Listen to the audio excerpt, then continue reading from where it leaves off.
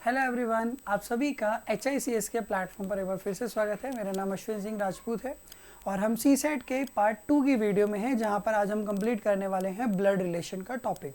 तो देखिए, CSET के पेपर के अंदर जो आपका रीजनिंग का पोर्शन आता है, उसके अंदर एक टॉपिक आता है, the word is blood relation, जिसे आप बोलते हैं अपनी भाषा में रक्त संबंध। तो इसमें किस तरीके के क्वेश्चन आते हैं और कैसे कैसे क्वेश्चंस पुटअप होते हैं, इस चीज़ का आज हम समझेंगे और इस चैप्टर को कंप्लीट करेंगे।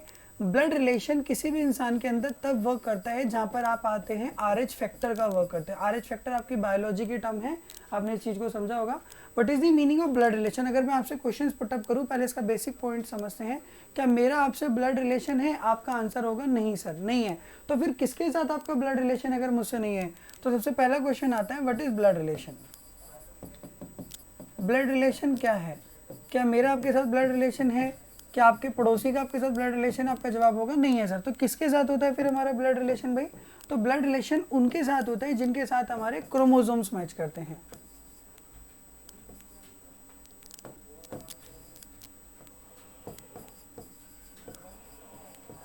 जिनके साथ हमारे क्रोमोसोम्स मैच करते हैं उनके साथ ब्लड रिलेशन होता है। क्रोमोसोम्स हर व्यक्ति में 46 होते हैं, टोटल X और Y 23 की मात्रा में। तो अब आपका दूसरा सवाल ये है जहन में, सर आपके और हमारे क्रोमोसोम तो सेम है, फिर आप हमारे ब्लड रिलेशन के नहीं हो। तो सेकंड क्वेश्चन यहाँ पर ये बनता है, हाउ इट कम्स, ये आता कैसे है? एक ब्लड रिलेशन किसी की लाइफ में कैसे आता है? सो ब्लड रिलेशन किसी भी लाइफ इंसान में 3 तरीके से आता है। क्रोमोसोम भले मैच कर रहे हैं, तो अगर ये आप हैं तो मैं आपका ब्लड रिलेशनिस्ट क्यों नहीं? इसका पहला जो रीज़न है वो ये कि अभी आपसे मेरा जो है इन 3 फैक्टर में से किसी भी एक रीज़न में आंसर नहीं आता है, that's why I am not your blood relationist. तो एक ब्लड रिलेशन किसी की लाइफ में कैसे आता है? सबसे पहला तरीका, अगर कोई भी इंसान सबसे पहले ब्लड रिलेशन लेके आता है अपने पैटर्नल साइड से, यानी अपने पिता की तरफ से, अपनी पिता की तरफ के कुछ रिश्ते। दूसरा रिलेशन लेके आता है अपनी मैटरनल साइड से, यानी अपनी माता की तरफ से। और तीसरा रिलेशन लेके आता है इन लॉ, कानूनी तौर पर, यानी जब वो शादी कर लेता है तो वो रिश्ते। मैं इन तीनों रिश्तों में से कहीं पे भी आपके अभी नहीं आता, दैट्स वाई मैं आपका क्या नहीं हूँ, ब्लड रिलेशनिस्ट नहीं हूँ।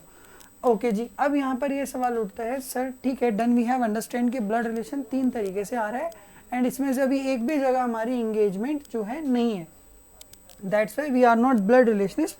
Now question is that sir इसमें से सिलेबस क्या है, इस टॉपिक में से कैसे कैसे क्वेश्चन आते हैं? तो इसमें सबसे पहले टाइप ऑफ क्वेश्चन आते हैं डायरेक्ट टाइप क्वेश्चन, जो सीधे पूछे जाते हैं। और सेकंड टाइप ऑफ क्वेश्चन आते हैं इनडायरेक्ट, यानी जहां पर किसी भी एक ब्लड रिलेशन को एक स्टेटमेंट दे के पूछते हैं। डायरेक्ट टाइप में क्या होगा, एक इंसान किसी दूसरे इंसान के बारे में जिक्र करता है। इनडायरेक्ट स्टेटमेंट क्या है कि एक इंसान किसी दूसरे इंसान के बारे में जिक्र तो करता है, but by the medium of statement, एक कथन के द्वारा एक स्टेटमेंट देता है, उसके बिहाफ पर क्वेश्चन पुटअप करके इस तरीके से सवाल पूछता है।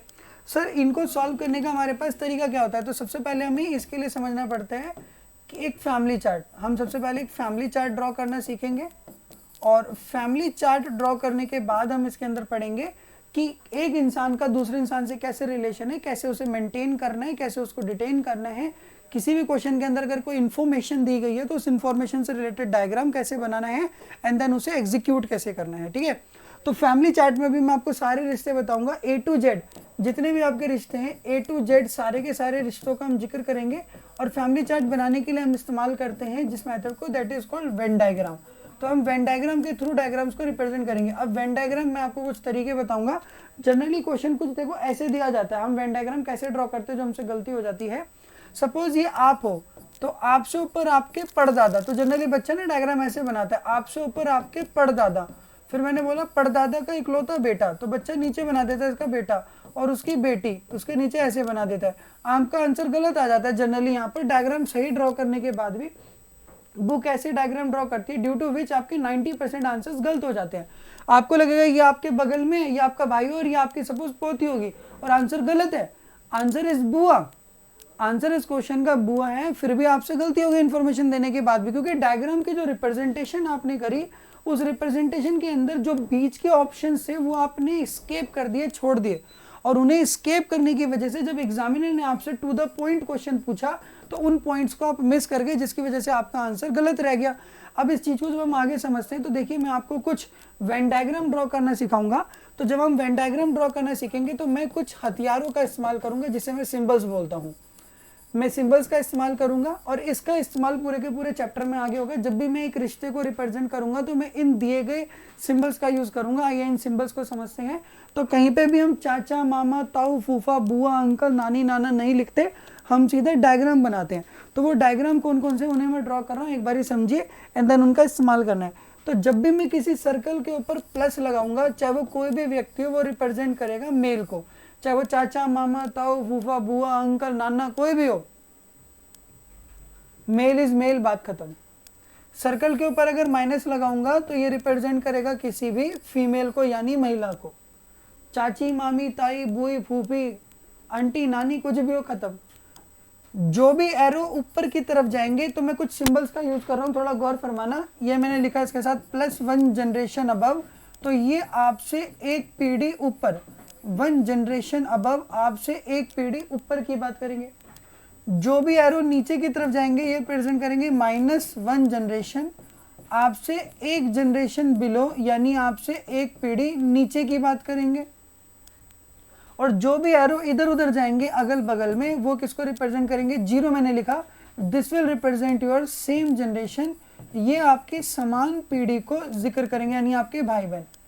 मैं एक बार रोहतक में क्लास ले रहा और बच्चे को मैंने ये डायग्राम समझाया, तो एक बच्चा बड़ा प्यारा मासूम सा वहाँ बैठा हुआ मुझसे अभिभावक के तौर पर व्यक्तिगत एक क्वेश्चन पूछता है, सर कसूता समझ में आ गया, कसूता वर्ड समझते हो, the word is meaning is that, बढ़िया समझ में आ गया। मैंने बोला बहुत अच्छे हुए। तो मैंने बोला फिर इस बात पर एक डायग्राम ड्रॉ करके दिखा। अब बालक अपना अनजान नादान व्यक्ति, देखिए क्या डायग्राम ड्रॉ करा। मैंने बोला एक ए भाई है और बी बहन है, उसका डायग्राम ड्रॉ कर। उसने कहा लो सर कोई दिक्कत नहीं है, ये ए भाई हो गया और बी बहन हो गया। तो जो मैं सिंबल लगा रहा हूँ ये प्लस माइनस, ये व्यक्तिगत तौर पर किसी भी लिंग जेंडर को नहीं दर्शाते हैं, ये बेसिकली एक इस्तेमाल करे गए सिंबल है जिनका किसी व्यक्ति वस्तु स्थान से संबंध नहीं है। They are just typical example which is being used or utilized to solve your question in an efficiently and timeless manner. तो ए भाई हो गया और बी बहन हो गया। मैंने बोला बहुत बढ़िया भाई, बहुत बेहतरीन डायग्राम बनाया। अब एक और डायग्राम बनाया इसी बात पर, ए हस्बैंड है और बी वाइफ है। बच्चे ने दोबारा अपना दिमाग लगाया और डायग्राम बना दिया, ए हस्बैंड और बी वाइफ। अब इन दोनों डायग्राम से मुझे तो कोई डिफरेंस नजर नहीं आया। अगर मैं इस पे 5-6 स्टेटमेंट दे दूं, ए भाई और बी बहन है, और नीचे वाले पर कि ए हस्बैंड और बी वाइफ, और 5-6 डायग्राम दे दूं और ऊपर नीचे डायग्राम बना दूं, तो गलती से भी अगर इसे किसी ने भाई बहन समझ लिया तो इसका अर्थ का तो अनर्थ हो जाएगा, इन दोनों की जिंदगी बर्बाद हो जाएगी। तो हम जब कभी भी कपल्स के बारे में बात करते हैं तो वहां पर =2 का सिंबल लगाएंगे, =2 यानी बराबर है। हमारी भारत के संविधान ने और हिंदू मैरिज एक्ट 1956 ने भी ये बात कह दी है कि according to Hindu marriage act 1956 दोनों जो कपल्स होते हैं वो बराबर होते हैं। मरने से पहले और शादी से पूर्व भी सारी की सारी संपत्ति किसकी होती है, इनकी होती है। और मरने के बाद और तथा आपके ऊपर पहुंचने के बाद भी सारी संपत्ति किसकी होती है, इनकी होती है। तो यहाँ पर इक्वलेंसी है, दोनों ही केस में संपत्ति किसकी होगी, इनकी होगी। और ये इसलिए हम जब भी कपल्स की बात करेंगे तो =2 का सिंबल लगाते हैं। तो अब हमारे पास यहाँ पर सिंबल्स आ गए, आपने नोट कर लिए होंगे ये सिंबल्स। अब इससे हमारे पास, मैं आपको फैमिली चार्ट ड्रॉ करके दिखाता हूँ। आपके जन्म से लेकर मरण तक जितने भी रिश्तों को आप जीते हो वो सारे के सारे रिश्ते प्यारे बच्चों आज हम कवर करते हैं और उन्हें कंप्लीट कर देते हैं। मैं सारे ड्रॉ कर दूंगा अभी, ठीक है। गौर फरमाते रहना, डायग्राम ड्रॉ करते रहना। तो आपने ब्लड रिलेशन में अगर किसी भी सवाल का जवाब देना है, आपने एक बात का ध्यान रखना है, ये ट्रिक है, नोट डाल के लिख लो ये सुनहरे अक्षरों में अपने हाथों से, क्या कि जब भी किसी सवाल का जवाब देना है तो सबसे पहली बात आप पे 2G होना चाहिए। सर ये 2G क्या है? The first word represents gender and the second word represents generation. पहला वर्ड रिप्रेजेंट करता है जेंडर को और दूसरा रिप्रेजेंट करता है जनरेशन को। जब तक इन दोनों चीजों का आपको इकट्ठा पता नहीं लगेगा आप किसी भी सवाल का जवाब नहीं दे सकते हैं। मैंने बोला सपोज कि कोई खड़ा है भाई दीवार के पार और उसकी आवाज बहुत मीठी है, बताओ कौन? तो आपको ये तो समझ में आ गया कि सर आवाज मीठी है, बोले तो आवाज मीठी तो लड़के की भी हो सकती है और लड़की की भी हो सकती है, तो जरूर थोड़ी ना वो लड़का ही होगा या लड़की होगी। तो जब तक किसी की जेंडर और जनरेशन दोनों चीज नहीं पता लग जाती तब तक आप सवाल का जवाब नहीं दे सकते। मैंने बोला एक लड़की, जेंडर दे दिया, बताओ मेरी क्या लगी? आपका आंसर होगा सर कैन नॉट डिटरमाइन। क्यों सर? जनरेशन तो बताओ, बड़ी है, बराबर है, छोटी है। एक स्पेसिफाइड जनरेशन दोगे तो एक स्पेसिफाइड आंसर भी आएगा। दूसरी और इम्पॉर्टेंट चीज किसी भी सवाल को सॉल्व करते हुए आपने जो ध्यान रखना है वो ये है कि जब भी किसी क्वेश्चन की मैं बात करूं, चाहे वो डायरेक्ट टाइप क्वेश्चन हो या इनडायरेक्ट हो, सीधा एक व्यक्ति से दूसरे व्यक्ति का लिंक दिया गया हो या एक व्यक्ति का कोई स्टेटमेंट देके लिंक दिया गया हो, तो उसके अंदर क्वेश्चन के अंदर जो आपको दिया गया हो, चाहे तो कोई स्पीकर हो, चाहे कोई आपका ऑब्जर्वर हो, और चाहे कोई आपका नैरेटर हो, यानी जो एक्टिंग करके दिखा रहा हो या जिसकी बात हो रही हो, वो हमेशा आप किसको मानोगे? यू, अपने आप को मानोगे। The observer, the person, the object person is always you. पूरे के पूरे चैप्टर के अंदर हमेशा बोलने वाला, देखने वाला, समझने वाला, पढ़ने वाला कौन है? आप हैं। स्पीकर हमेशा अपने आप को माने। एग्जाम्पल जैसे कई बार ऐसे क्वेश्चन आते हैं कि एक तस्वीर की तरफ इशारा करते हुए पुरुष ने कहा कि एक तस्वीर है ये कोई, और इसकी तरफ इशारा करते हुए एक पुरुष ने कहा, सपोज मुझे मान लो कि तस्वीर में जो महिला है वो मेरे पिता की सास के पति की इकलौती बेटी है। अरे सीधा बोल दे तेरी माँ है। लेकिन नहीं, ऐसे सवालों में अगर आप क्वेश्चन को किसी और के ऊपर डाल के पढ़ोगे तो जनरली आपका आंसर गलत ही आएगा और आपको सोचना पड़ेगा। तो ऐसे सभी सवालों में या किसी भी अन्य सवाल में स्पीकर, नरेटर, ऑब्जर्वर कौन होता है? आप अपने आप को मान लीजिए। जैसे एग्जाम्पल मैंने लिया, अब इसी सवाल को अगर मैं आपको ऐसे सॉल्व करके दिखाऊं, अब आप स्पीकर अपने आप को मान लीजिए, मुझे यानी कि अपने आप को मान लीजिए कि एक पुरुष यानी मैं, अपने आप को मान लीजिए मैं मतलब आप, एक तस्वीर की तरफ इशारा करता है और कहता है कि तस्वीर में जो महिला है, ठीक है, अब ब्रेक डाउन करके पढ़िए जैसे आपको सिखा रहा हूँ कि तस्वीर में जो महिला है, जो भी हो कोई बात नहीं, जाने दो, वो महिला कैसे संबंधित है कि मेरे पिता, मेरे मतलब अपने ऊपर ले लो, आपके पिता, ठीक है, आपके पापा की सास कौन? आपकी नानी, नानी के पति कौन? आपके नाना, उनकी इकलौती बेटी, उनकी एक ही बेटी है, तो आपकी क्या लगी? वो माँ लगी। आंसर आ गया 1 मिनट में सॉल्व, ठीक है। अब फैमिली चार्ट ड्रॉ करते हैं हमारा कि पूरे के पूरे चैप्टर के अंदर जो आप फैमिली चार्ट यूज करेंगे वो क्या है, तो यानी संपूर्ण रिश्ते में आपको ड्रॉ कर देता हूँ। तो एग्जाम्पल मैं आपको मान रहा हूँ, दिस इज यू, ये हो गए जी आप। तो आपसे एक जनरेशन ऊपर आपके कौन होंगे? फादर, आपके पिताजी, और इनकी वाइफ कौन होगी? आपकी मदर, आपकी माता जी, ठीक है भाई। तो फादर साहब पॉजिटिव और मदर आपकी नेगेटिव। आपसे 2 जनरेशन और ऊपर जाते हैं, कौन हो गए? आपके ग्रैंडफादर, आपके दादाजी, और उनकी वाइफ कौन होगी? आपकी ग्रैंड मदर, आपकी दादी माँ। दादाजी पॉजिटिव, दादी माँ नेगेटिव। इससे एक जनरेशन और ऊपर जाते हैं, आपसे 3 जनरेशन ऊपर कौन होंगे भाई? आपके ग्रेट ग्रैंडफादर, ग्रेट ग्रैंडफादर, आपके परदादा, और कौन होंगी? उनकी वाइफ, आपकी ग्रेट ग्रैंड मदर, आपकी परदादी, परदादा जी पॉजिटिव, परदादी नेगेटिव, ठीक है। सब देखने का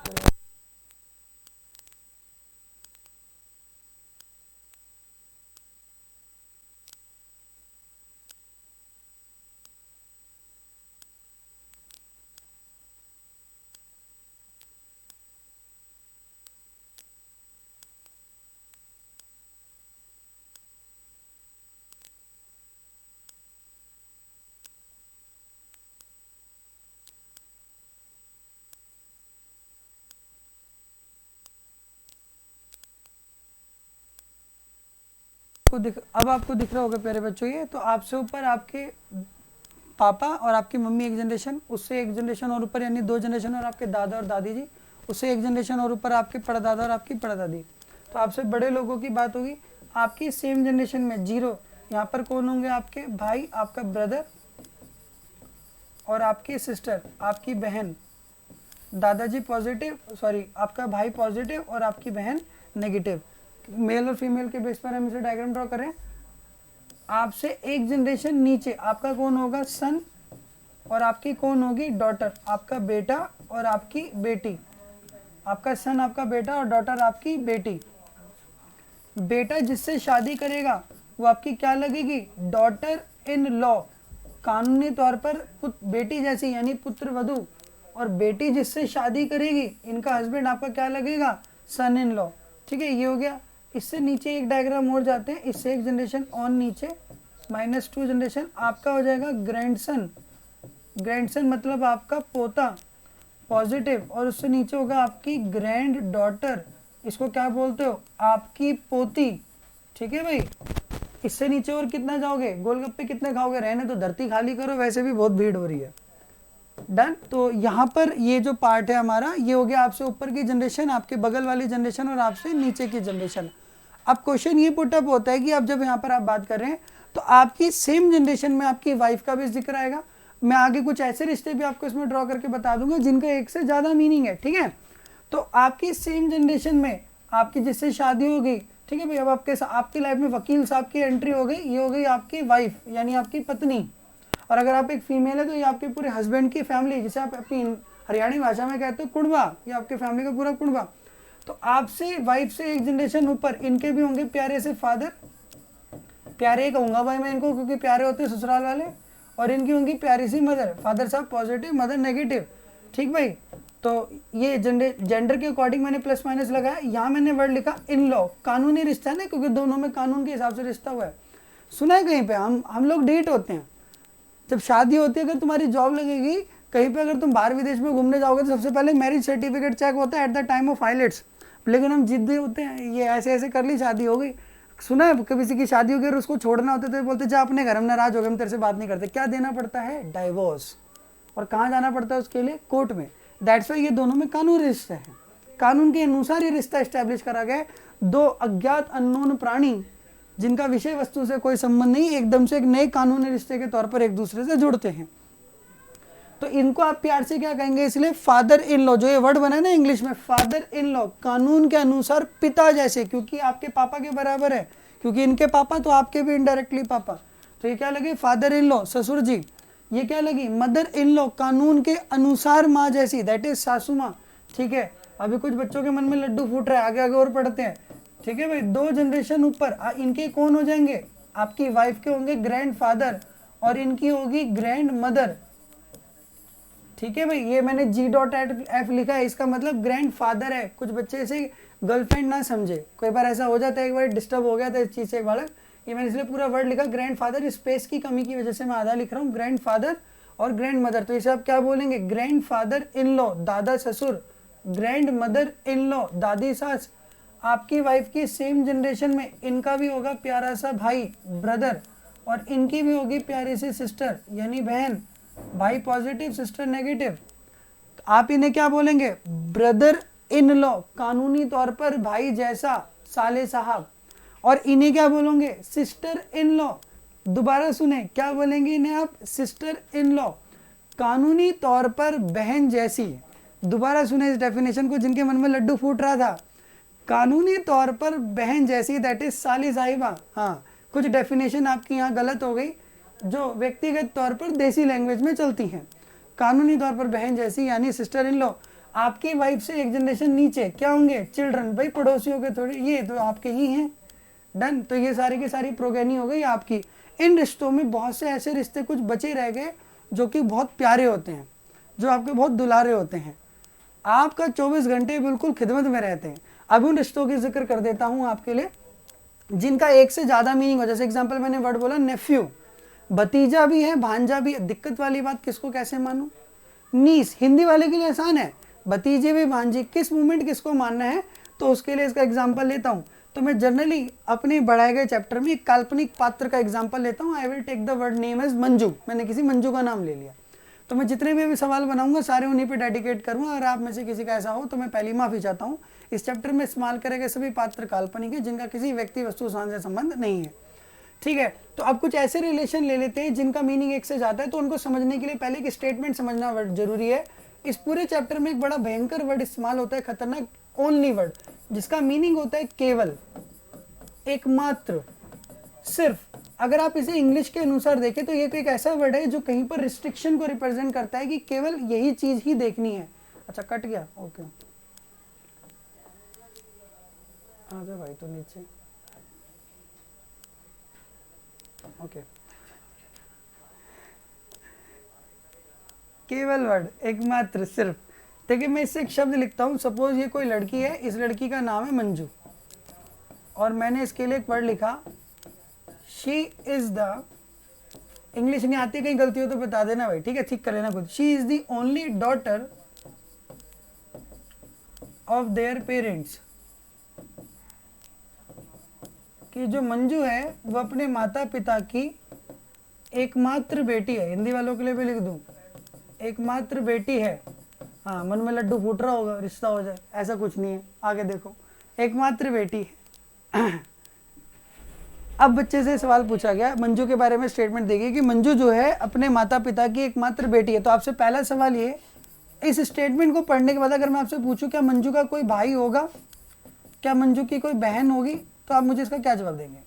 मंजू अपने मम्मी पापा की एकमात्र बेटी है, बेटी एक ही इकलौती है और वो कौन है? मंजू। तो मंजू का कोई भाई होगा? क्या जवाब आ रहा है? नहीं। अच्छा जी, बहन होगी? नहीं, है ना, बिल्कुल गलत जवाब। मंजू का भाई हो भी सकता है और नहीं भी हो सकता। आंसर होगा मे बी और मे नॉट भी। बहुत बढ़िया। और मंजू की कोई बहन होगी? सीधा आंसर होगा नहीं, बिल्कुल नहीं होगी। भाई जब एक स्टेटमेंट पहले बोल दी कि मंजू बेटी इकलौती एक ही अपने माँ बाप की, यानी अब इसकी कोई बहन नहीं हो सकती। और अगर कोई बहन नहीं है तो बहन का बेटा क्या होता है? भांजा। और बहन की बेटी क्या होती है? भांजी। और जब बहन ही नहीं है तो भांजा और भांजी का जबरदस्ती आएंगे? आंसर सीधा होगा ना। तो अगर अब मंजू ये कह रही है किसी बच्चे को मिलवाते हुए कि इसका नाम है प्रियांक और ये मेरा नेफ्यू है, तो इनडायरेक्टली व्यक्ति को ये समझ जाना चाहिए जब इसकी कोई बहन नहीं तो भांजा भी नहीं, यानी किसको मिलवा रही है? अपने भतीजे को मिलवा रही है। डन। इसी शब्द के साथ यहाँ पर बात खत्म नहीं होती, मैंने एक और नया भयंकर शब्द लिख दिया, ये अब मंजू है। देखिए ये ओनली शब्द जो है, केवल शब्द, कितना बेहतरीन रोल अदा करता है। मैंने एक और स्टेटमेंट लिखी। एक बारी बहुत प्यारे से इंग्लिश के मास्टर थे, वो पढ़ा रहे थे, तो एक बच्चे ने पूछा सर हम वर्ड बोलते हैं आई लव यू, उसका रिप्लाई क्या होता है? तो उन्होंने जवाब दिया आई लव यू टू। इसका इंग्लिश में हिंदी मीनिंग सर्च करें, आपको बड़ा खतरनाक मतलब पता लगेगा इसमें। तो सिमिलरली मैं ये इसी स्टेटमेंट का इस्तेमाल करने जा रहा हूँ। मैंने मंजू के लिए स्टेटमेंट लिखी, शी इज द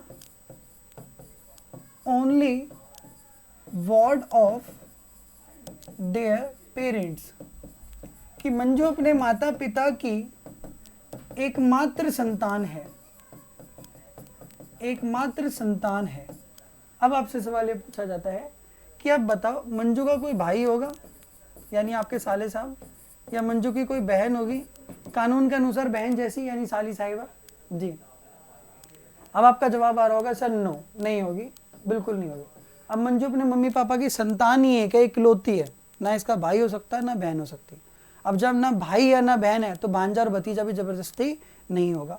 आपने क्या नोटिस करा इस पूरे दो एग्जाम्पल में? आपने नोटिस करा इस वर्ड को, ओनली वर्ड को, कि जब ये पीछे वाली इसमें आ रहा था तो ये बेटी इकलौती थी और इससे क्या मीनिंग निकल के आए। और अब आपने जब इसको अगले इसमें देखा, जब मैंने इसके साथ वर्ड यूज करा वर्ड, तो इसके क्या मीनिंग निकल के आए? इसने पूरे के पूरे डिप्लोमेटिक तरीके से चीज़ों को चेंज कर दिया। This is what we called as reasoning, logic.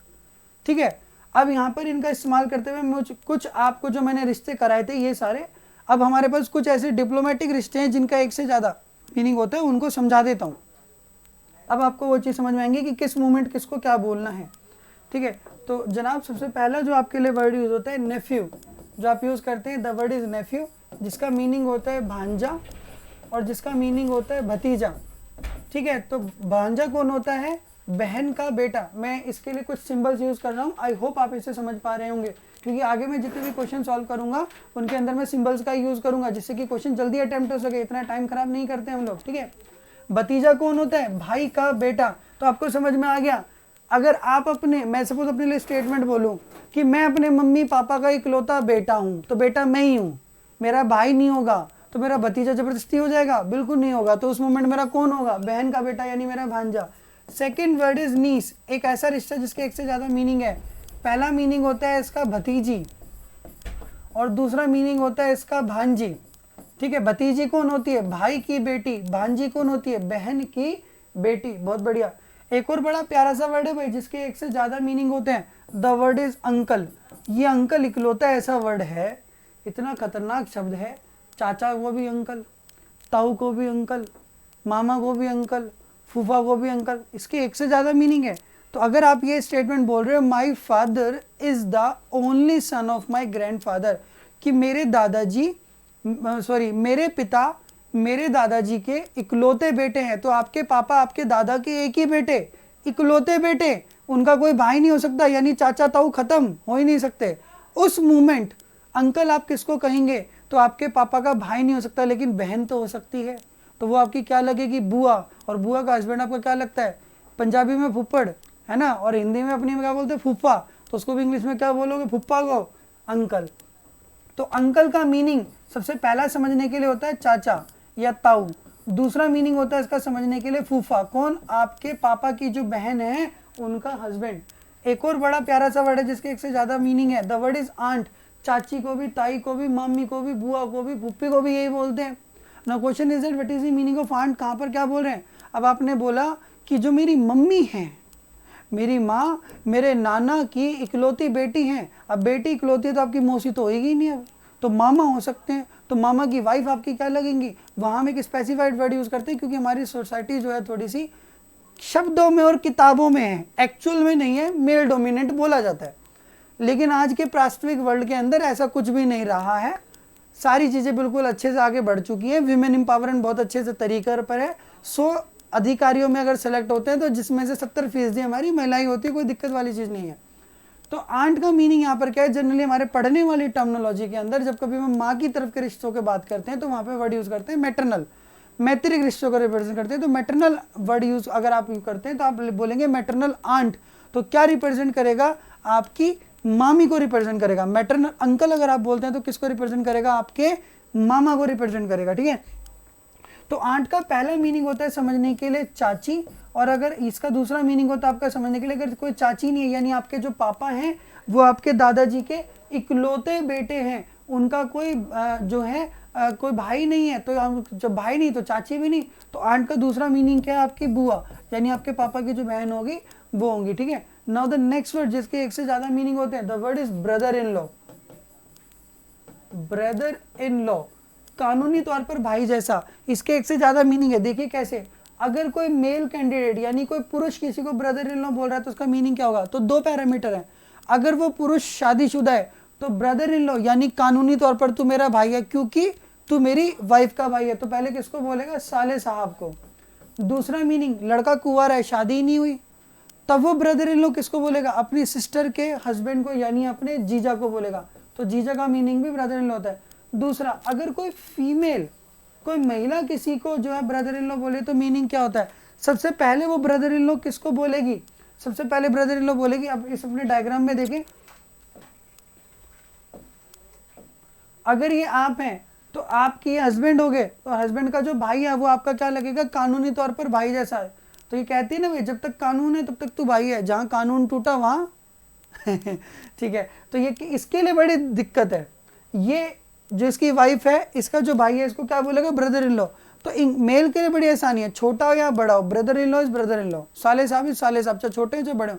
लेकिन इनके लिए दिक्कत है हमारे सोसाइटी में, ये हस्बैंड और ये इसका भाई, अगर भाई छोटा है तो बोलती है देवर और बड़ा है तो बोलती है जेठ। तो ये सिर्फ यहीं पर ही सीमित है, लेकिन जब हमारे को इसको चैप्टर में पढ़ना है तो यहाँ पर हमारे पास देवर जेठ नाम की कोई चीज़ नहीं होती, हमारे को सीधा जो वर्ड बोला जाता है कानूनी तौर पर भाई जैसा, that is brother in law बोल के छोड़ दिया जाता है, ठीक है। तो अगर कोई फीमेल किसी को जो है, महिला किसी को ब्रदर इन लॉ बोल रही है तो पहला मीनिंग समझने के लिए मैंने लिख दिया कि आपके देवर को बोलेगी।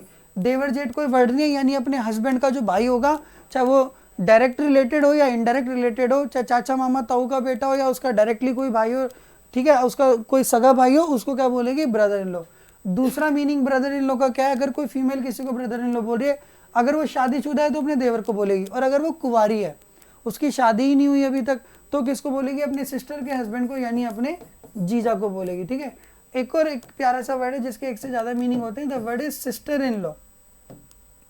The word is sister in law, कानूनी तौर पर बहन जैसी। अगर कोई मेल कैंडिडेट पुरुष किसी को सिस्टर इन लॉ बोल रहा है तो किसको बोलेगा, 2 पैरामीटर है। अगर शादीशुदा है तो सबसे पहले अपनी बोलेगा साली साहिबा को, यानी अपनी वाइफ की बहन को क्या बोलेगा, सिस्टर इन लॉ, कानूनी तौर पर बहन जैसी यानी साली साहिबा। दूसरा, शादी नहीं हुई कुंवारा है तो किसको बोलेगा, अपनी भाभी को, भाई की पत्नी को। अगर कोई फीमेल किसी को सिस्टर इन लॉ बोलती है तो किसको बोलेगी, सबसे पहला मीनिंग अपनी बोलेगी ननंद को, शादीशुदा है तो बोलेगी ननंद को, अपने हस्बैंड की बहन को यानी अपनी ननंद को। दूसरा किसको बोलेगी, अगर अपनी ननंद की बात नहीं कर रही है, कुंवारी लड़की आपकी तरह, तो किसको बोलेगी, सिस्टर इन लॉ, अपने भाई की वाइफ को यानी अपनी भाभी को, ठीक है जी। यहाँ तक आपने कुछ ऐसे रिश्ते देखे जिनके एक से ज्यादा मीनिंग है, these are totally diplomatic ones, okay. अब आपके पास 1-2 रिश्ते और है जिनका एक से ज्यादा मीनिंग है, the word is son in law, कानूनी तौर पर बेटे जैसा, तो इसके लिए अलग अलग वर्ड है। अलग अलग लैंग्वेज में, जैसे जमाई, बटेऊ, पावना, दामाद, कुछ भी बोल देते हैं, अलग अलग लैंग्वेज में इसको अलग अलग वर्ड बोल देते हैं, ठीक है। नाउ द नेक्स्ट वर्ड जिसके एक से ज़्यादा मीनिंग है, ठीक है। Now the next word is cousin. अब कज़न का मीनिंग बच्चे ना अलग अलग लिखते हैं, चचेरा भाई, ममेरा भाई, ततेरा भाई। कुछ और बड़े कलाकार होते हैं, देखो जैसे कई बार होता है कि अगर कज़न के साथ आप ब्रदर और सिस्टर लगा रहे हो तो आप बिल्कुल गलत बोल रहे हो। कज़न एक कॉमन नाउन है, इसके साथ ब्रदर और सिस्टर नहीं लगता है। तो अगर आप अपने भाई की बात करो, जैसे चाचा का बेटा, उसको भी आप बोलोगे कज़न, मामा का बेटा कज़न, ताऊ का बेटा कज़न, चाचा की बेटी कज़न, मामा की बेटी कज़न, ताऊ की बेटी कज़न। तो कज़न वर्ड का मीनिंग कई बार होता है, हिंदी में जब बोलते हैं चचेरा भाई, ममेरा भाई, ततेरा, फुफेरा, ऐसे भाई भाई बोलते हैं, ये वर्ड नहीं है। हिंदी में आपको वर्ड लिखना होगा कज़न के साथ एक तो आपने ब्रदर और सिस्टर नहीं लिखना है। अगर कोई भी ब्रदर सिस्टर लिख रहा है तो इसे इंग्लिश में सुपरफ्लुअस का केस बोलते हैं, यानी एक शब्द का एक से ज़्यादा बार इस्तेमाल होना, ये चीज़ गलत हो जाएगी। तो कज़न वर्ड का जो मीनिंग है यहाँ पर वो क्या है, कज़न वर्ड रिप्रेजेंट करेगा, हिंदी में आपको लिखा हुआ मिलेगा संबंधित भाई या बहन, ठीक है, संबंधित भाई या बहन। दूसरा एक और वर्ड है बड़ा प्यारा सा, एक बार मैंने बच्चे से पूछा भाई ये कौन है, कहते सर मेरा सगा भाई है, रियल ब्रदर। ये कौन है, सगी बहन, रियल सिस्टर, तो बाकी नकली थी। तो रियल ब्रदर और रियल सिस्टर भी कोई वर्ड नहीं होता। अगर आप किसी सेगमेंट में ये रिप्रेजेंट करना चाह रहे हो ये मेरा सगा भाई है, मेरी सगा बहन है, तो वहाँ पर क्या वर्ड यूज़ करा जाता है, द वर्ड जो यूज़ करते हैं रियल ब्रदर और सिस्टर करते हैं, वहाँ वर्ड यूज़ होता है आपका सिबलिंग्स।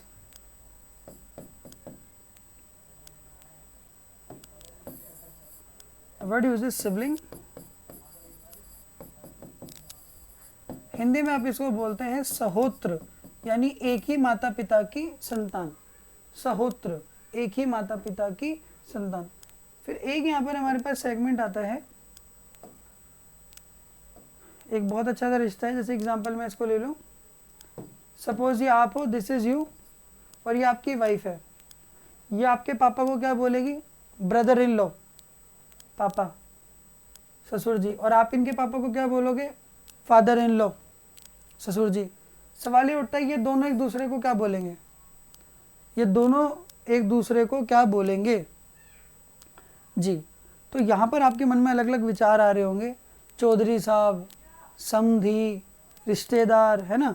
जब ये घर पे आए तो पार्ले जी का बिस्कुट और नमकीन, ये आ जाए घर पे एक बारी। आज समधन घर आ रही है, चौधरन घर आ रही है, तो वी हैव, अलग ही खुशी होती है घर में ठीक है। तो यहाँ पर क्या सेगमेंट है, इनको आप इंग्लिश में क्या बोलेंगे, तो इंग्लिश में आपको नहीं पता होगा ये चीज़। तो इसके लिए जो हमारे वर्ड यूज़ होते हैं, तो आपके पास कुछ ऐसे बहुत अजीब व गरीब तरीके के रिश्ते हैं, आप 90% ढूंढ सर्च करके देख लेना, आपको नहीं मिलेगा ये, मैं ही आपको बता रहा हूँ ये चीज़। जो आपके पास ये अजीब व गरीब रिश्ते हैं, से आपने वर्ड बोला समधी,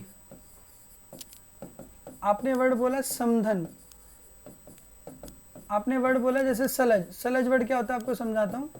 जैसे आप हैं, आपकी शादी हो गई, तो आपके साले साहब, तो साले साहब अभी तक कुंवारे, जैसे उनकी शादी होगी तो उनकी वाइफ आएगी, तो उनकी जो वाइफ होगी, आपके जो साले साहब हैं उनकी जो वाइफ होगी वो आपकी क्या लगेगी, सलज। और आप उनके पलट के क्या लगोगे, नंदोई, नंद का हस्बैंड यानी नंदोई।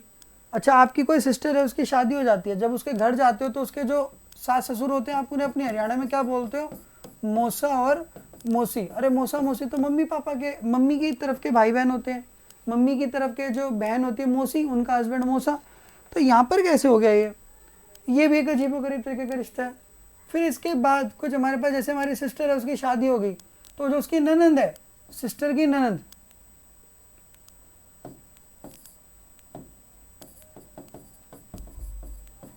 सिस्टर की जो ननंद है, ये सारे रिश्ते, इनको इंग्लिश में क्या बोलते हैं, तो ये सारे के सारे जो रिश्ते हैं इनको इंग्लिश में बोला जाता है। आपने पढ़ा तो है लेकिन ध्यान नहीं दिया। These all relations are called co relatives. इनका कोई नाम नहीं है, ये मैंने आपको एक नई चीज़ बताई है, गूगल करोगे तभी मिलेगा। द वर्ड इज कॉल्ड को रिलेटिव, और हिंदी में लिखा हुआ मिलेगा सह संबंधी। तो अगर ऐसे कोई रिश्ते आ जाते हैं तो उनका आंसर आपको देना होगा को रिलेटिव, सह संबंधी। शादी के कार्ड में लिखा होता है ये, ठीक है। तो मैंने आपके पास पूरी की पूरी जो है चार्ट ड्रॉ कर दिया भाई, आपने अपनी पूरी फैमिली ट्री देख ली पूरी की पूरी। अब क्वेश्चंस के माध्यम से आगे बढ़ते हैं। आइए देखते हैं सबसे पहला क्वेश्चन हमारे पास किस तरीके के आते हैं, ठीक है। तो देखिए सबसे पहले क्वेश्चन इसमें से कैसे पूछे जाते हैं डायरेक्टली। जैसे पहला सवाल मैंने आपको दिया तो हमें सबसे पहले फैमिली चार्ट बनाना आना चाहिए। तो जो मैं भी चार्ट जो भी बनाऊंगा एक एग्जांपल आपको करके दिखा रहा हूँ क्योंकि स्पीकर हमेशा आप हैं। तो सपोज आपने अपनी मैटरनल आंट यानी इंग्लिश में हिंदी में लिखूँ तो अपनी मामी से लेके डायग्राम बना के दिखाइए मुझे आपका ग्रैंडफादर तक का। तो इसमें कैसे डायग्राम बनाना है आपने आपके दादाजी तक का। तो इस डायग्राम को कैसे बनाओगे? जनरली देखो बुक कैसे बनाती है, बुक बनाएगी ये हो गए आप, आपसे ऊपर आपके दादा और आपसे ऊपर आपकी मामी। कोई डिफरेंस नज़र नहीं आएगा, दोनों में सेम से लगेंगे। ये मिस्टेक वाली चीज़ है, ये हमें नहीं करनी है, ठीक है। ये मिस्टेक वाली चीज़ है, ये हमें नहीं करनी है। ओके तो इसमें जो बीच में पर्सन है, जो स्पीकर है वो आप ही है। The speaker is you. आप ही के मामी से आप ही के दादा का डायग्राम बनाना। तो इससे आपको कनेक्टिविटी समझ में आ जाएगी। तो देखिए मैं डायग्राम बना के दिखा रहा हूँ आपको। सपोज दिस इज यू, ये हो गए आप। तो आपसे ऊपर आपके दादा पे जाना है तो आपसे ऊपर सबसे पहले होने चाहिए आपके पापा, पापा के होने चाहिए ऊपर उनके पापा यानी आपके दादाजी। तो ये हो गए पहले पर्सन। आपसे ऊपर आपके पापा, पापा से ऊपर आपके दादा। तो आपकी मामी चाहिए तो मामी को ऐसे आएंगी, सबसे पहले आपके पापा की वाइफ यानी आपकी क्या लगेंगी माँ।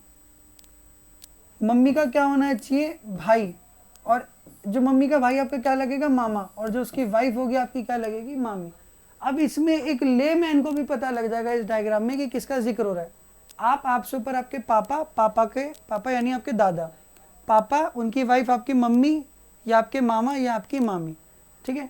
अब एक डायग्राम आप ड्रॉ करके दिखाएं, आपको आई होप ये समझ में आया। Draw this diagram. आपको आपकी आंट, आपकी चाची से डायग्राम ड्रॉ करके दिखाना है आपको आपकी नीस तक का यानी भांजी तक का। इसमें कॉमन पर्सन आप ही हैं। आपकी चाची से आपकी भांजी तक का डायग्राम ड्रॉ करना है। तो चाची कौन होगी? चाचा की पत्नी। भांजी कौन होगी? बहन की बेटी आपकी क्या लगेगी? भांजी लगेगी, ठीक है। Draw the diagram. किस तरीके से ड्रॉ करोगे जी? आइए सॉल्व करते हैं इसको। सपोज दिस इज यू, ये हो गए आप। तो आपकी चाची, तो सबसे पहले ऊपर होने चाहिए आपके पापा, पापा का क्या होना चाहिए भाई, और उस भाई की जो पत्नी लगेगी आपकी क्या लगेगी? चाची। फिर कौन है आपकी? भांजी। भांजी कौन होती है? बहन की बेटी। तो ये अगर आप हैं तो सबसे पहले आपकी होनी चाहिए बहन, और इस बहन की जो बेटी होगी वो आपकी क्या लगेगी? भांजी। आया समझ में? डन? कोई दिक्कत यहाँ तक? आई होप अब आप सबसे पहला सवाल करने के लिए सक्षम हो गए हैं। आप सबसे पहला सवाल जो है यहाँ पर अब आगे कर पाएंगे। आइए सबसे पहला सवाल देखते हैं किस तरीके के सवाल हमारे पास आते हैं इसके अंदर। The first question, such type of question which is being asked, जिस तरीके के सवाल पहले पूछे जाते हैं। सबसे पहला सवाल हमारे पास होता है डायरेक्ट टाइप। डायरेक्ट टाइप यानी सीधे पूछे जाने वाले प्रश्न, सीधे पूछे जाने वाले प्रश्न, जिसके अंदर एक पूरी की पूरी फैमिली का आपको चार्ट बना के दिया जाएगा। एक फैमिली की पूरी इंफॉर्मेशन दी होगी। इस क्वेश्चन को अटेम्प्ट करने के लिए सबसे पहले आप उसका एक वेन डायग्राम बनाएंगे, और उस वेन डायग्राम ड्रॉ करने के बाद मैं आपसे उससे इंटर रिलेटिव डायग्राम्स पूछूंगा। एक फैमिली की पूरी इंफॉर्मेशन आपको दी जाएगी, देन रिलेटिवली मैं आपसे उससे क्वेश्चन पूछूंगा। सवाल दे रहा हूँ, लिखें। जैसे एग्जांपल मैंने बोला, इन ए फैमिली, कि एक परिवार में, if there is a father, एक पिता है, एंड अ मदर, और एक माता भी है। एक परिवार में एक पिता है और एक माता है। they have 4 married sons, उनके 4 विवाहित बेटे हैं, एंड 1 अनमैरिड डॉटर, और एक अविवाहित बेटी भी है। ड्रॉ करा यहाँ तक। अब इसके बाद आगे इंफॉर्मेशन लिखी गई है। एक परिवार में एक पिता है और एक माता है और उनके 4 विवाहित बेटे हैं और एक अविवाहित बेटे। पूरा कुड़वा दे रहे हैं फैमिली का तुम्हें। आउट ऑफ दिस सन्स, अच्छा देखो इस सवाल में बड़ी गहराई है। अगर मैं आपको ये बोलूँ आप अपने मम्मी पापा के बेटे हो तो बात सिंपल है, लेकिन अगर मैं ये बोल रहा हूँ आप अपने मम्मी पापा के मैरिड बेटे हो, you are a married son of your parents, तो इस बात में गहराई है कि इनडायरेक्टली मैं किसका जिक्र कर रहा हूँ? आपकी वाइफ का। जो प्रॉब्लम है इंडियंस में, ये प्रॉब्लम है कि हम जब कभी भी ब्लड रिलेशन पढ़ते हैं तो हम भावुक हो जाते हैं। इंडियंस में प्रॉब्लम ये है कि हम रिश्ते बनाने में बड़ा बिलीव करते हैं, हम रिश्तों को इंक्रीज करते हैं। एग्जांपल में एक आपको स्टेटमेंट देता हूँ, इसके अंदर आपको अभी आइडिया हो जाएगा कि हमें आगे इस चैप्टर में क्या मिस्टेक नहीं करनी। हमें ज़बरदस्ती ना किसी को पैदा करना है ना किसी को मारना। एग्जाम्पल मैंने बोला, सपोज हरियाणा में जब किसी को नाम नहीं पता होता तो वो वर्ड यूज़ करते हैं काड़ू, जनरल नाम है ये। तो मैंने बोला काड़ू की माँ के 3 छोरे, छोरे वर्ड रिप्रेजेंट करते हैं बेटे को। अब मेरे को इस स्टेटमेंट दे रहा हूँ, आप देखना 90% बच्चों का गलत आंसर आएगा, काड़ू की माँ के 3 छोरे। तो बताइए इस परिवार में कितने सदस्य हैं? जी, सबका आंसर आ रहा होगा 5, बिल्कुल लाजमी है। काड़ू, काड़ू, उसकी मम्मी, उसके 2 भाई और क्योंकि 3 बेटे हैं और उसके पापा। आंसर आया 5, बिल्कुल गलत है, आंसर है 4। कैसे? स्टेटमेंट दोबारा सुनिए मैंने क्या बोली। काड़ू की माँ के 3 छोरे, काड़ू की माँ के 3 बेटे। इस स्टेटमेंट के अनुसार काड़ू है, उसकी माँ है और 2 भाई हैं। अगर हमारी स्टेटमेंट में पापा का जिक्र नहीं है, प्रैक्टिकली पापा का होना जरूरी है, अगर स्टेटमेंट में जिक्र नहीं है तो हम लेंगे भी नहीं। अगर मैं कह रहा हूँ मेरा नाम अश्विन है और मेरी इकलौती बेटी प्रियंका है, तो यहाँ पर प्रियंका की माँ का होना अनिवार्य नहीं है। जिक्र किसका हुआ है? प्रियंका का और उसके पापा यानी मेरा। तो हमें ब्लड रिलेशन में स्टेटमेंट पे बहुत ध्यान देना होता है। अब आगे इसके लिए मैंने इसलिए बोला क्योंकि यहाँ मैं इसका यूज करूंगा। आउट ऑफ द सन्स, बेटों में से, आउट ऑफ द सन्स, बेटों में से, टू हैव 3 daughters ईच, बेटों में से 2 बेटों के पास स्वयं की 3 बेटियां हैं। एंड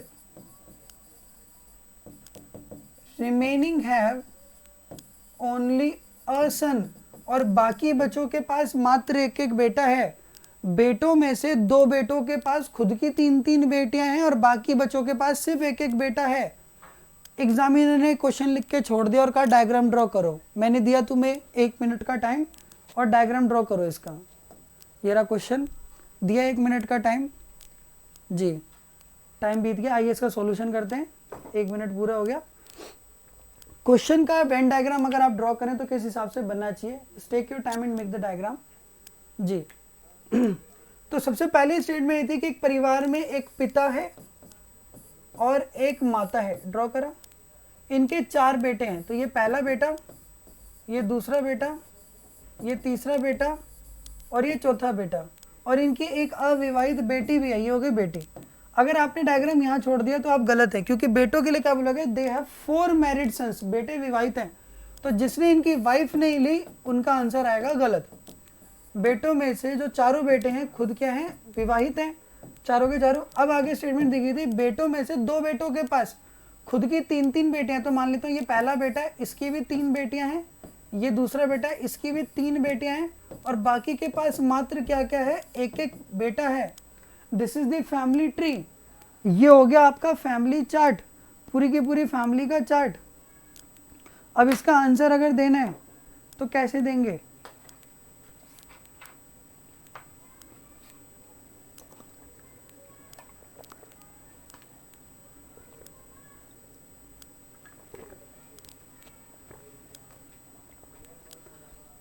अब देखिए एग्जामिनर ने इसमें से सबसे पहला सवाल अगर आपसे पूछ लिया, सबसे पहला सवाल ये पूछा इसमें आपसे, how many family members are there?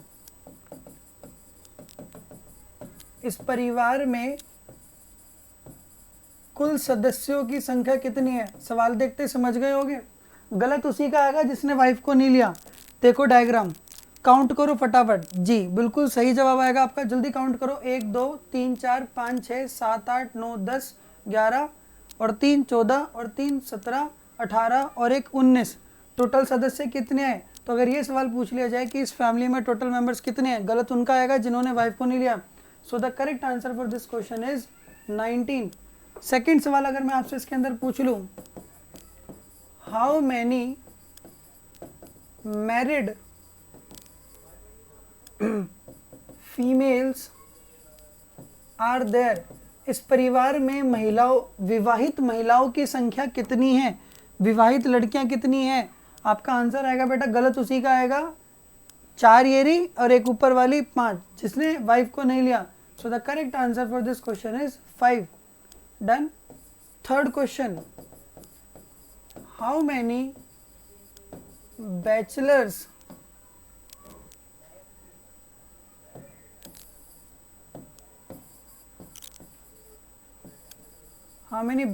Are there, इस परिवार में कुंवारे लड़कों की संख्या कितनी है जी? कुंवारे लड़के कितने? यही 2 हैं भाई। सो the correct answer for this question is 2। अच्छा, एक सवाल यहाँ उठता है, जब लड़का कुंवारा होता है उसको क्या बोलते हो? बैचलर। और जब लड़की कुंवारी होती है उसे क्या बोलोगे? Bachelor girl. ये तो गलत हो गया, आपने एक मैस्कुलाइन वर्ड को यूज कर दिया इसके लिए। How will you relate this? कुंवारी लड़की को क्या बोलते हैं? द वर्ड वी यूज, कुंवारी युवती या फिर स्पिंस्टर। स्पिंस्टर या स्पिंस्टर कुछ भी बोला अपनी प्रोनाउंसिएशन के हिसाब से। सो क्वेश्चन ये है, हाउ मैनी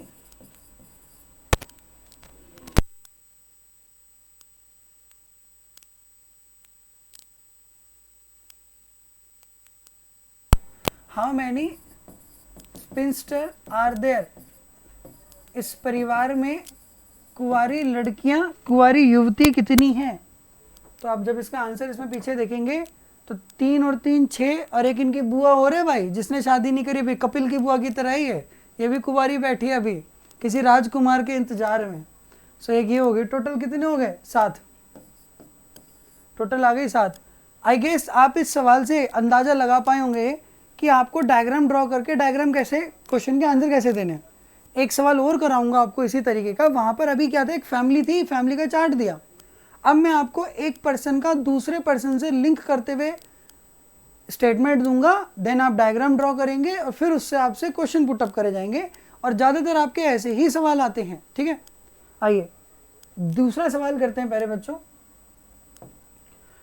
लिखिए statement, A is father of B, A B का पिता है, B is daughter of C, B C की बेटी है, C is daughter of H, C H की बेटी है, M is the only brother of C, M for monkey, C for cat का इकलौता भाई है, S for ship, S is the sister of A, S for ship A की बहन है, and gots married, and got married to T, जिसका विवाह T से हुआ, Tamil hero, T for tiger.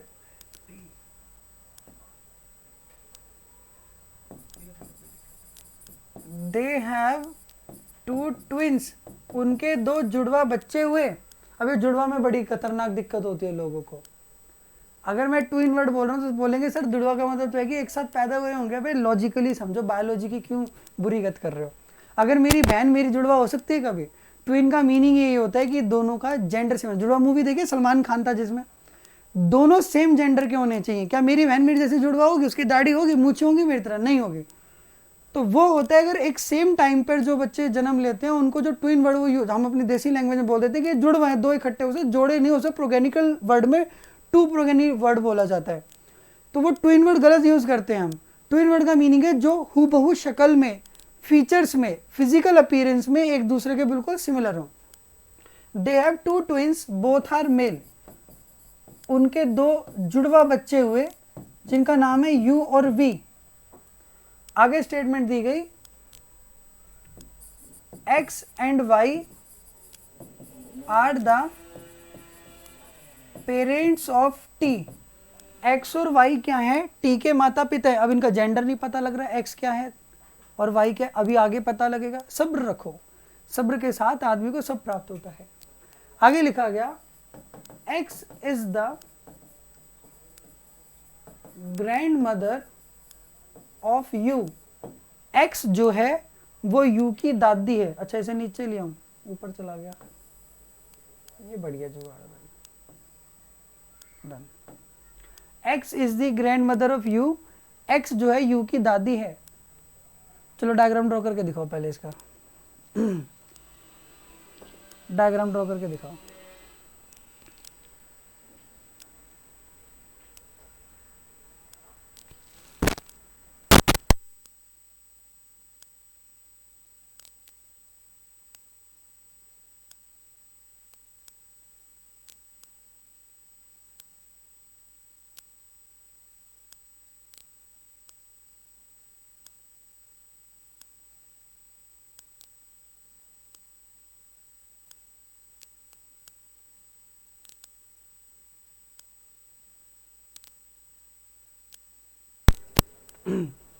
I hope so आप सभी ने डायग्राम बना लिए होंगे।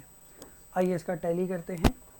सबने डायग्राम बनाया होगा, इसमें क्यों डायग्राम होल्ड करके देखिए इसका जो डायग्राम आपने बनाने की कोशिश करोगे। इससे पहले मैं स्टेटमेंट में आगे बढ़ूँ, आई जस्ट वांट टू सी कि आप इसका डायग्राम कैसे बनाते हैं। जैसे मैंने बोला P is father of Q।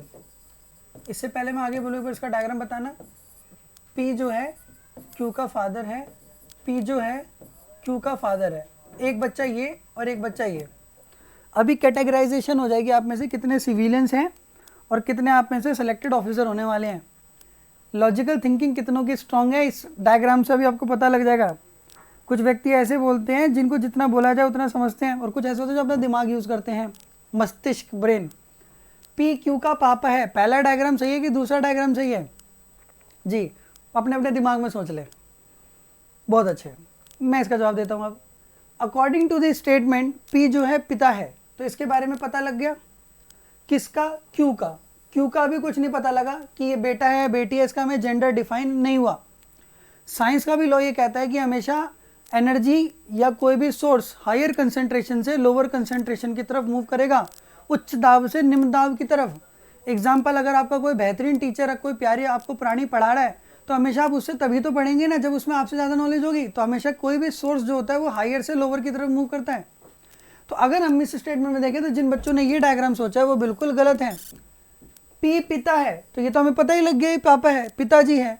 किसका? Q का। तो एरो किसकी तरफ जाएगा? नोन बंदे से यानी P से अननोन की तरफ यानी Q की तरफ, क्योंकि अगली स्टेटमेंट इसी के बारे में दी जाएगी। तो कई बार एग्जामिनर दी गई स्टेटमेंट के बावजूद भी बंदे से गलती करा लेता है, ये उसका एग्जाम्पल है। अब पीछे जो आपको सवाल दिया गया इसके जवाब में डायग्राम ड्रॉ करूंगा कि A is father of B, तो A तो फादर है, पापा है। किसका? B का, तो B नीचे आएगा। और देखो अगली स्टेटमेंट इसी के बारे में दी गई है कि B is daughter of C, तो B तो बेटी है। किसकी? C की। आ रहा है समझ में? कोई दिक्कत? अब देखो अभी आपको पता लगे ये इसके पापा हैं और ये इनकी बेटी है, इन दोनों की कॉमन बेटी ये, तो ये आपस में क्या लगेंगे? देखो इनडायरेक्टली पता लग गया। यही होते हैं रिश्ते, बिना कुछ कहे बहुत कुछ कह देना लोगों से। डन। तो यहाँ पर आज जब आप डायग्राम ड्रॉ करोगे, तो मैं पीछे आपको ड्रॉ कर रहा था, तो ये पैटर्न है एग्जैक्ट डायग्राम ड्रॉ करने का। 90% बच्चे इसलिए गलत हो जाते हैं। जो आपका C-सेट के पेपर के अंदर स्टेटमेंट गलत करवा दी जाती है, वो यही रीज़न होती है लॉजिकल थिंकिंग में। तो मैं इसका डायग्राम ड्रॉ कर रहा हूँ आपके लिए, ठीक है। डायग्राम में A इज फादर, A तो पिता है, किसका? B का, तो B हो गई। B इज डॉटर, B तो बेटी है, किसकी? C की। आगे लिखा है C इज डॉटर, C तो बेटी है, किसकी? H की। H आ गया ऊपर, तो ये दोनों आपस में हो गए हस्बैंड वाइफ। C का इकलौता भाई कौन है? M है, ठीक है। S is the sister of A, S जो है वो क्या है? बहन है, किसकी? A की। और उसकी शादी किससे हुई? तमिल हीरो टाइगर के साथ, T फॉर टाइगर। दोनों के बीच में कपल है इसलिए इक्वल टू का सिंबल। दोनों के दो जुड़वा बच्चे हुए, U और V। T के माता पिता कौन है? According to statement X and Y, लेकिन जेंडर नहीं पता, दोनों आपस में कपल हैं। इस स्टेटमेंट से पता लग गया X तो दादी है, तो दादी ये हो गई, तो दादा कौन हो गया? ये। This is the family tree, family chart बन गया। एक इंसान का दूसरे इंसान से कोई इंटर रिलेशन, ठीक है भाई। अब इसमें से देखो एग्जामिनर सवाल कैसे पूछता है वो आपको मैं देता हूं। अभी आप समझ लीजिए आपका आखिरी सवाल मैंने लिखा, how is A related to M। पहले तो इस क्वेश्चन का मीनिंग ही समझो, क्योंकि पहली गलती तो मैं यही करा दूंगा आपसे। हिंदी में लिखूं, क्या लिखा मिलेगा? A का M से क्या रिश्ता है? अब देखो बच्चे कितने भोले होते हैं। A का M से क्या रिश्ता, हिंदी इंग्लिश दोनों में लिखा। ये रहा डायग्राम, ये रहा A, ये इसकी वाइफ C और ये इसके भाई M। ए का एम से क्या रिश्ता है ये पूछा जा रहा है। हम पे दो जवाब हैं। ए क्या लगता है, जीजा, क्योंकि उसकी बहन का हस्बैंड है, और एम क्या लगता है, साला, क्योंकि उसकी पत्नी का भाई है। अब आंसर ये समझ में आ रहा है, इसका जवाब मैं क्या दूं। ए का एम से क्या रिश्ता है, जीजा बोलूं या फिर साले साहब बोलूं, दो दो आंसर आ रहे हैं। ऐसे कंफ्यूजन को खत्म करने के लिए हमारे पास ट्रिक होती है, जो मुझे एक बहुत प्रसिद्ध व्यक्ति ने सिखाई, मेरे बहुत लजीज मित्र हैं वो, कि जब कहीं कंफ्यूजन हो तो हमेशा एक रास्ता चूज करो जो आपका दिल जवाब दे। तो रिलेटेड टू वर्ड को काट के मैं यहाँ लिख देता हूँ एक छोटा सा सिंपल वर्ड। मैंने वर्ड लिखा कौन, ये आपको आंसर देगा कौन। समय पे पता लगता है कि आपका कौन है, तो ये आपको सीधा बताएगा। जिसके साथ WH फैमिली वर्ड लिखा हुआ है, यानी इसके लिए तो क्वेश्चन पुटअप करा जा रहा है। जिसके साथ WH फैमिली वर्ड लिखा हुआ है, ये हाउ, इसके लिए तो क्वेश्चन पुटअप करा जा रहा है। और जिसके साथ ये टू वर्ड लिखा हुआ है, टू क्या होता है, कई बार आप इंग्लिश में पढ़ेंगे तो कितनी ग्रामर तो नहीं मेरी स्ट्रांग, लेकिन टू एक तरीके कई बार कनेक्टर के तौर पर भी यूज होता है। तो जो एम वर्ड है इसके साथ ये लिखा है, हिंदी में क्या होता है, टू का मीनिंग काके की, तो किसका पूछा जा रहा है, एम का। तो यहाँ पर अगर आप कौन वर्ड लिखो तो ये पूछा जा रहा है ए कौन, ए के बारे में तो बताना है, ए कौन, अरे किसका, एम का। तो आप पीछे डायग्राम में देखो तो ये पूछा जा रहा है कि जो ए है वो कौन है, अरे बताएंगे जरूर, लेकिन किसका, एम का, तो उसकी बहन का हस्बैंड है, यानी आंसर क्या आएगा, जीजा। तो इसका करेक्ट आंसर क्या है आपके पास, हिंदी वालों के लिए जीजा, और इंग्लिश वालों के लिए इसको क्या बोलोगे, ब्रदर इन लॉ, कानूनी तौर पर भाई जैसा। दूसरा सवाल देखिए इसमें, अगर मैं आपसे पूछ लूं, सेकंड क्वेश्चन मैंने पूछा, how is A related to H, A का एच से क्या रिश्ता है, हिंदी वालों के लिए ए का एच से क्या रिश्ता है। ये रहा डायग्राम, ए का एच से क्या रिश्ता है। अगर आप इस डायग्राम में देखें तो आपको फील आ रहा होगा कि ये इसकी वाइफ, ये इनके कुछ भी, इसका जेंडर गिवन नहीं है, इसका जेंडर गिवन नहीं है, देयर इज नो जेंडर। तो ये सास भी हो सकता है और ये ससुर भी हो सकता है, क्योंकि बस इतना गिवन करा कि सी बेटी है किसकी, एच की। अब वो सास है ससुर है ये तो पता ही नहीं, कोई इन्फॉर्मेशन ही नहीं है। बट क्वेश्चन पूछा how is A related to H, जो ए है वो एच का क्या लगेगा, तो एच क्या कहेगा, मेरी बेटी का हस्बैंड, यानी मेरा जमाई, सन इन लॉ। इसका आंसर क्या आएगा, सन इन लॉ, हिंदी वालों के लिए जमाई, बटेऊ, पावड़ा, दमाद, कुछ भी बोल लो, अलग अलग प्रांतों में अलग अलग वर्ड बोला जाता है इसको। थर्ड क्वेश्चन मैंने आपसे इसके अंदर पूछा, how is U V and B related to each other. U V B और पी आपस में क्या लगते हैं, यू वी और बी आपस में क्या लगते हैं। देखिए ये रहा यू, ये रहा वी और ये रहा बी, ये सब आपस में क्या लगते हैं, जवाब आ रहा होगा हिंदी में आपका, ये सभी आपस में कज़न ब्रदर और भाई बहन लगते हैं, कज़न ब्रदर सिस्टर। कज़न के साथ ब्रदर और सिस्टर नहीं लगाते, सुपरफ्लूस का केस गलत हो जाएगा यहाँ पर। अगर कोई ये बोल रहा है कि बेबी बॉय हुआ है, बेबी गर्ल हुआ है, तो बेबी कॉमन नाउन है भाई, कॉमन के साथ नहीं लगता। फीमेल डॉक्टर और मेल डॉक्टर नहीं होता, डॉक्टर डॉक्टर होता है। तो यहाँ पर अगर कज़न ब्रदर और सिस्टर बोल रहे हो तो गलत जा रहे हो। तो यहाँ पर क्या वर्ड यूज होगा, ये सभी आपस में क्या लगते हैं। The correct answer for this question is cousin. Hindi में आप इसको बोलोगे संबंधित भाई या बहन, ठीक है। एक और क्वेश्चन देखिए इसी बात पर, मैंने एक लास्ट क्वेश्चन आपसे पूछा इसके अंदर, count the number of females in family, इस परिवार में महिलाओं की संख्या कितनी है ज्ञात करो। ये रहा क्वेश्चन, चार्ट ड्रॉ करना, कितनी फीमेल है जी, शाबाश, 1 2 3 4, 4 आ गया आंसर जी। अगर आपका जवाब आ रहा है 4 तो मैं कहूँगा आप बिल्कुल गलत है। ऐसा क्यों सर, डायग्राम में तो 4 ही दिख रही है, एक लड़की, 2 3 और एक ये 4, क्यों गलत है। जरा ऊपर नज़र फहराएं और जरा पीछे देखिए जो मैंने आपको भी लिखवाया था। भूल जाते हो कुछ खतरनाक चीज़ें आप। ये पीछे मैंने लिखवाया था आपको, नोट डाल के जो लिखवाया था स्पेशली, ये रहा। इस नोट में गौर फरमाएं क्या लिखा हुआ है, जेंडर और जनरेशन। अगर किसी भी क्वेश्चन में आपको जेंडर या जनरेशन में से कोई भी एक चीज मिस करी होगी, आप जवाब नहीं दे सकते। इस दिए गए सवाल के अंदर, इस दिए गए सवाल के अंदर मैंने ये तो बोल दिया जो सी है वो बेटी है किसकी, एच की, लेकिन एच सास या ससुर हमें नहीं पता, जब इसका जेंडर नहीं पता तो अब ये मेल भी हो सकता है और फीमेल भी हो सकता है साइमल्टेनियसली एक ही टाइम पर। तो इसका आंसर देने के लिए हमारे पास स्पेसिफाइड जेंडर नहीं है, दैट्स वाई इस पूरे परिवार में महिलाएं कितनी हम काउंट नहीं कर सकते ड्यू टू अनसफिशिएंट आंसर। और जब कभी भी ऐसे डेटा दिया जाता है कि आंसर जो है अनसफिशिएंट है, तब उसका आंसर भी क्या रहता है, जो आपका बेस्ट आंसर होता है that is DI।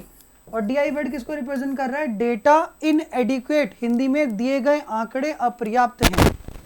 So I hope प्यारे बच्चों इस तरीके के सवाल आपके पास पेपर में आते हैं। HICS की जो आपको बुकलेट मिली है उसमें सारे सवाल आपको ऐसे ही दिए गए हैं, क्वेश्चन नंबर 10 से लेकर 34 तक। आप इन्हें अटेम्प्ट करें, कोई भी क्वेरी हो आप ड्रॉप बॉक्स में डाल सकते हैं, आपको सारे सॉल्यूशन उसके प्रोवाइड कर दिए जाएंगे। इस तरीके के सवाल उठते हैं। चैप्टर यहाँ कंप्लीट होता है, एक बार दोबारा मिलेंगे नए चैप्टर के साथ। टिल देन पढ़ते रहिए, खुश रहिए, जय हिंद दोस्तों।